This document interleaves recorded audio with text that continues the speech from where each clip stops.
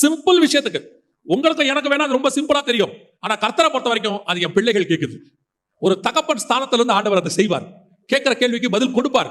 நீங்க போங்க, முதல்ல ஆண்டவரோட தனித்திருக்கணுங்கிறதான ஒரு சுபாவத்துக்கு வாங்க. நீங்க தான் உங்க பிள்ளைகளுக்காக உபவாசம் இருக்கணும். நீங்க தான் உங்க காரியத்துக்காக ஜெபம் பண்ணுங்க.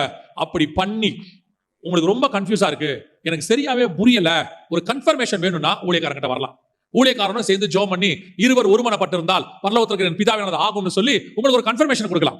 நீங்க ஆண்டவர்கிட்ட உட்காரது இல்ல, ஜெபம் பண்றது இல்ல. நான் நேரடியாவே சொல்றேன், இங்க உட்கார்ந்து இருக்கிறவங்க எத்தனை பேர் எனக்கு தெரியாது. ஆனா பெரும்பான்மையானவர்கள் தேவன் பக்கம் உட்கார்றவங்க கிடையாது. காலையில டைம் ஸ்பெண்ட் பண்றவங்க கிடையாது. நல்லா 7 மணிக்கு எழுந்திருச்சு, 6:30 மணிக்கு எழுந்திருச்சு, 7:30 மணிக்கு அறக்க பறக்க கிளம்பி நீங்க சொல்ற வார்த்தை பிஸி பிஸி பிஸி. காலையில 5 மணிக்கு 4 மணிக்கு எழுந்திருச்சு நீ உட்கார்ந்து உங்க குடும்பத்தை நடத்தி பாருங்க. உங்க குடும்பம் ஏன் இப்படி ஒரு மோசமான கண்டிஷன்ல இருக்கு?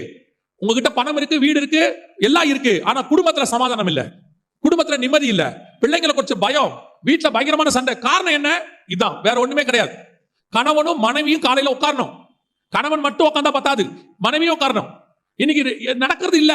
ஆனா கேட்டா சொல்றது, காலையில் எழுந்திரிக்கணும், பால் காய்ச்சணும், பிள்ளைய ஸ்கூலுக்கு அனுப்பணும், அவரை கேட்டா சொன்னோம், வேலைக்கு போகணும், இந்த டிராபிக்ல போறதுக்கு 1 hour ஆகும், போய் சம்பாதிக்கணும், எல்லாம் உண்மை. இவ்வளவு எதுக்காக?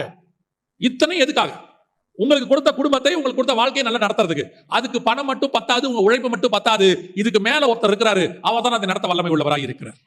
அவருக்கான டைம் கொடுக்கணும், அவரோடு கூட டைம் ஸ்பெண்ட் பண்ணணும், தனியா உட்காரணும்.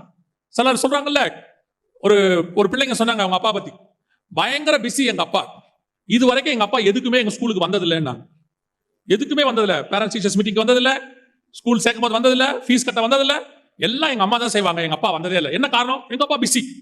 பிஸி இருக்கட்டும், பிள்ளைங்கிட்ட டைம் ஸ்பெண்ட் முடியாத பிஸி, வீட்டுல கொஞ்சம் டைம் ஸ்பெண்ட் முடியாத பிஸி, அதையும் தாண்டி தேவனுக்கு டைம் கொடுக்க முடியாதவங்க. இது எப்படி காரணமே புரியல. தயவு செய்து ஒரு டைம் ஒதுக்குங்க, தேவனோடு கூட தனித்திருங்க, யாரையும் அந்த நேரத்தில் சேர்க்காதீங்க. உங்க போன் எல்லாம் சுவிட்ச் ஆஃப் பண்ணுங்க. அந்த நேரத்தில் தேவனோட தொடர்பு இருக்கும் போது உலக தொடர்பு, தகவல் தொடர்பு எதுவும் அவசியம் கிடையாது. அந்த நேரத்தில் ஒரு SMS அடிக்கும், நல்ல ஜெபம் பண்ணிட்டே இருப்பீங்க. பிசாசு என்ன பண்ணுவோம் தெரியுமா? சம்பந்தம் இல்லாத ஆளை உங்களுக்கு ஒரு மெசேஜ் அனுப்ப சொல்லுவான். நேரம் நாள் அனுப்புவோம். நீங்க நல்லா ஆவியில் நிறைய ஜெபம் பண்ணிட்டு இருப்பீங்க, டங்குன்னு ஒரு சவுண்ட் கேட்கும். ஆட்டோமேட்டிக்கா மலைக்கு மேல போன உங்களுக்கு கீழே கூட்டு வந்துடும். கீழே கூட்டு வந்து எடுத்து பார்ப்பீங்க, என்ன மெசேஜ்? அதுல ஒண்ணு இருக்காது, இன்று முதல் நான் உன்னை ஆசீர்வதிப்பேன். உங்களுக்கு அது தப்பாவும் தெரியாது. பிரைஸ் தி லார்ட், கர்த்தர் பேசுகிறார், அல்லேலூயா, ஸ்தோத்திரம் ஸ்தோத்திரம் ஸ்தோத்திரம். நல்லா ஆவியில மேல போயிட்டே இருப்பீங்க, டங்குன்னு ஒரு சவுண்ட் கேட்கும். எடுத்து பார்ப்பீங்க, மலைகள் விலகினாலும் பர்வதங்கள் நிலை பெயர்ந்தாலும். ஏன்னா காலங்காத்தால SMS இந்த மாதிரி வசனம் அனுப்பத்துக்கு ஒரு 100 பேர் இருக்கான் இல்லையா? அப்படி ஒரு ஆள் இருக்கு, 100 பேர் இருக்காங்க. அவங்களுக்கு அதை அனுப்பினாதான் அவங்களுக்கு தூக்கம் வரும். இப்போ உங்களை மலையில ஏறவே விடாது, டங்கு டங்கு டங்குன்னு சவுண்ட் கேட்க கேட்க ஏறி ஏறி இறங்கிட்டே இருப்பீங்க. இப்போ உங்களுக்கு அது பாவமாவும் தெரியாது, ஏன்னா வந்ததெல்லாம் வசனம். கர்த்தர் பேசுறார், கர்த்தர் பேசுறார்.